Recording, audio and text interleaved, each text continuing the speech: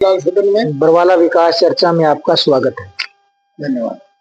आप कितने समय से यहाँ कौन से वार्ड में रहते हैं फिलहाल? मैं 14 नंबर वार्ड में रहता हूँ। 6 साल से ऊपर हो गया समय, 6.5 साल जी। तो यहाँ हम विकास की बात करें वार्ड नंबर 14 की, तो आप उस किस नजरिए से देखते हैं? वार्ड नंबर 14 विकास के मामले में सारे शहर से नीचे ही है जी।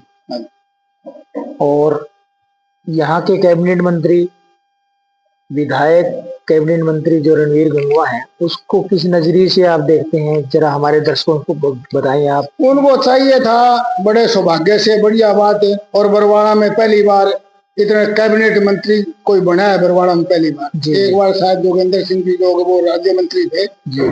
और उनके पास तो जेल मंत्रालय, छोटे मोटे मंत्रालय थे, सामाजिक कल्याण था, मेरे को याद आता है। इतना बड़ा कैबिनेट मंत्री, इतना बड़ा मतलब पोर्टफोलियो बड़े बड़े, उनको तो चाहिए था कि साल में बरवाड़ा हल्के को तो कम से कम चमका ही देना था। बिल्कुल सही बात आपकी। यदि उस हिसाब से आप आकलन करने लगो तो मैं तो माइनस मानता हूँ, जीरो से भी नीचे मानता हूँ। 1 साल से ज्यादा वर्ष हो चुका है इनके, 1 साल से ज्यादा टाइम हो गया मंत्री बने।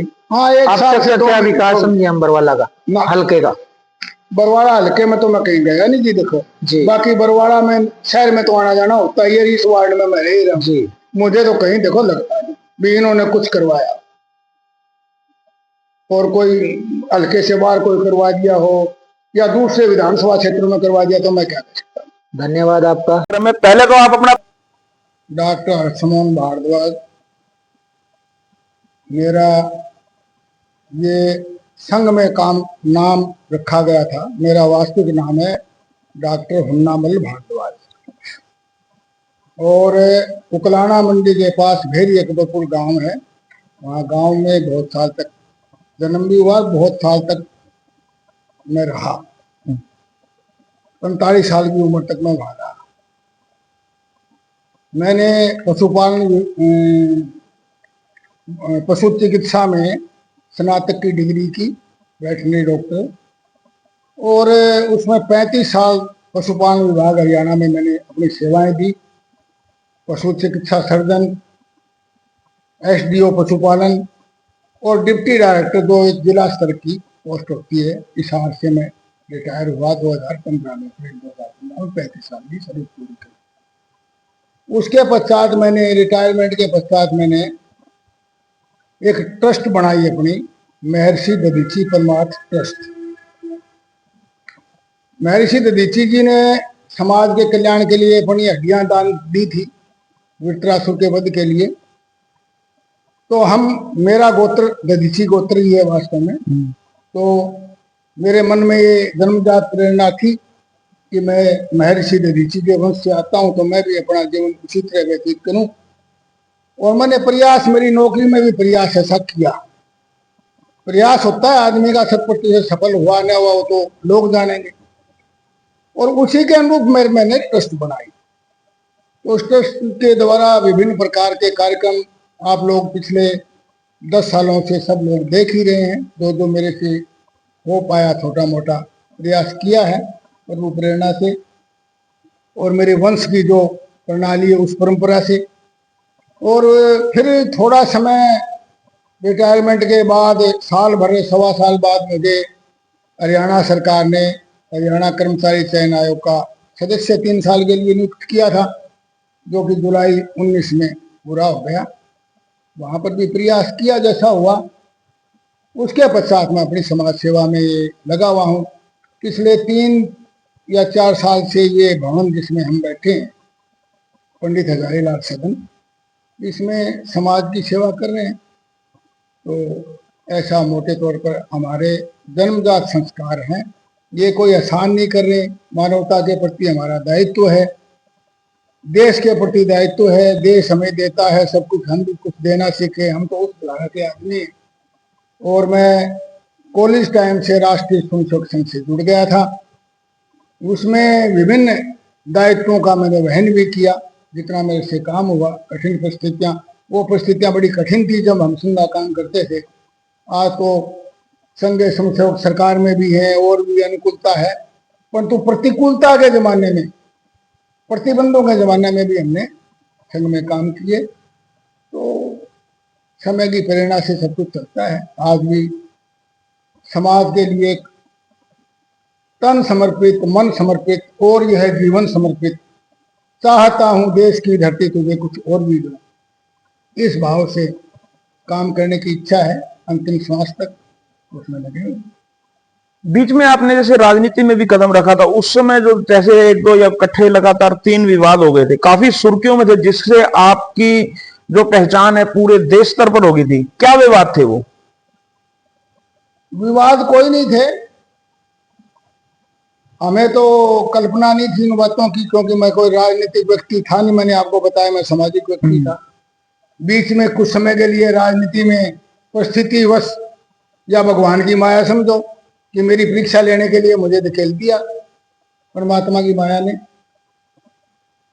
तो राजनीतिक क्षेत्र एक ऐसा क्षेत्र होता है, उस समय भी मेरे इंटरव्यू काफी थे। तो उस समय एक पत्रकार ने मेरे से ये भी पूछा था कि जी यहाँ के विधायक कैसे हैं, तो यहाँ के विधायक अपने वेद नारंग जी थे। वेद नारंग जी से, सही बात है। बोला जी बहुत बढ़िया आदमी है।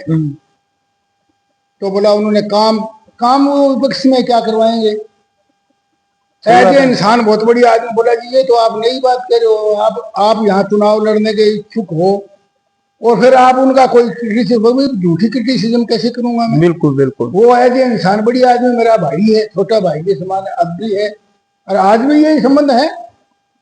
तो राजनीति एक तब ऐसी गंदी राजनीति मैं नहीं करूंगा भाई। उसको बोले कि लोग तो विरोधी वो गाली निकाल करके चुनाव जीतते हैं। भाई मुझे तो ना तो है चुनाव लड़ना, ना मुझे झूठ। हाँ, पार्टी यदि मुझे टिकट देगी तो मैं चुनाव लड़ दूंगा और जीत भी दिखा दूंगा, नहीं देगी तो जिसको टिकट देगी उसका समर्थन करेंगे। मेरा तो ये विचारधारा थी उस समय भी। सुना आपने, हर्षमोहन भारद्वाज जी ने साफ तौर पे कह दिया कि मैंने सच को सच कहना सीखा है। जब ये पत्रकार को इंटरव्यू दे रहे थे, जब उन्होंने पूर्व विधायक जो हैं वेद नारंग जी के बारे में पूछा, तो इन्होंने साफ तौर पे कह दिया कि वो सत्ता में नहीं है, वैसे इंसान अच्छे हैं, ये इस तरीके के इंसान है। वो विवाद क्या हुआ था मनोहर लाल खट्टर के साथ? एक जो विवाद हुआ था जिसके बाद में आप काफी चर्चा में रहे, आपके समाज के लोगों ने भी बहुत उस मुद्दे को उठाया था, उसके बारे में भी बताइए। मेरा समाज, जहां तक आपने कहा आपके समाज में, तो मेरा इस तरह कोई व्यक्तिगत समाज नहीं है। समाज की परिभाषा बहुत बड़ी है और समाज में मनुष्य समाज एक समाज है वास्तव में। तो सही बात। तो जिस समाज की आप बात करते हो वो जातियां हैं, जातियां, और जाति भी श्रेणी का नाम होता है। जाति मनुष्य जाति, पशु जाति, पक्षी जाति, ये जाति। सही बात, सही बात। तो जाति भी, जातिवाद शब्द भी कोई है नहीं वास्तव में। वो गोत्र वगैरह की बातें हैं जो आप कह रहे हो, बहुत छोटी बातें हैं। तो मेरा तो ऐसा कोई समाज था नहीं, वो विवाद कोई था नहीं। तो वास्तव में बहुत मेरे अच्छे गहरे संबंध थे मनोहर लाल जी से, और वो यहाँ आ रहे थे यात्रा लेकर के। मैंने उनका अच्छा स्वागत किया। आप कार्यक्रम में देखा कि मेरा हरियाणा भर में, मैं चाहे कोई कुछ कहे कि मेरा अच्छा तो था, परंतु कई कहते हैं, मैं तो कहता हूँ हरियाणा में टॉप था मेरा प्रोग्राम। ठीक, इतनी बड़ी संख्या और इस तरह प्रोग्राम कहीं उस यात्रा में कहीं नहीं हुआ। तो बढ़िया प्रोग्राम था। तो राजनीतिक क्षेत्र में एक कमी है कि यहाँ पर दूर से आदमी को, जो राजनीतिक क्षेत्र में पहले से स्थापित है, दूर से किसी आदमी को सहन करके राजी नहीं है। बिल्कुल। और ये चाहता नहीं कि मेरे सिवाय कोई पनपे। बिल्कुल। हर पार्टियों में है ये, हर पार्टियों में, किसी एक राजनीतिक दल में नहीं। स्वाभाविक रूप से उसमें भाजपा का ही था। अब की बार 75 पार ऐसा वातावरण बना हुआ था, और 75 पार सीटें आती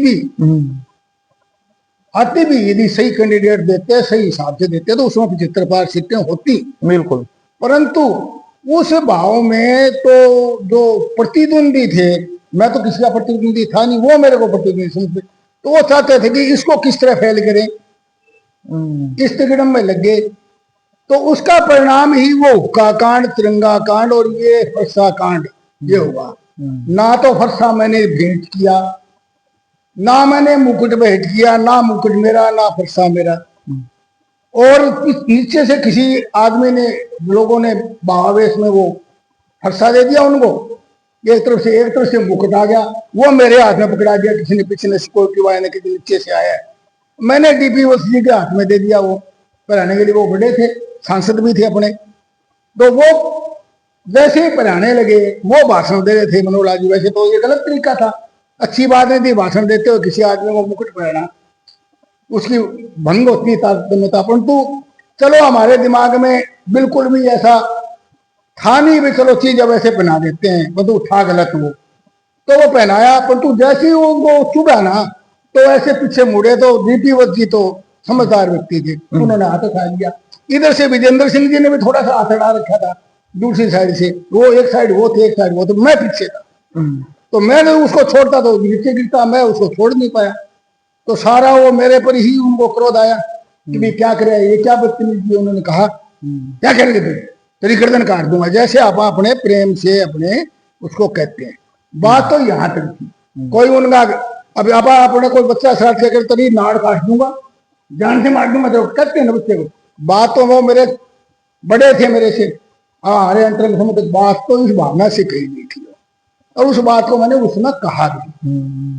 परंतु उस बात को बाद में वो वहां माइक बंद था, नीचे आप लोगों को कोई आवाज नहीं आ रही थी। मैं आज भी दावा करके कहता हूँ, मैंने कोई रिकॉर्डिंग करी नहीं थी, मेरे पास मोबाइल नहीं था, रिकॉर्डिंग सिर्फ ऊपर हो रही थी, सरकारी रिकॉर्डिंग बंद थी, जो मनोहर लाल जी ने माइक ऑफ करके वो बातें की थी।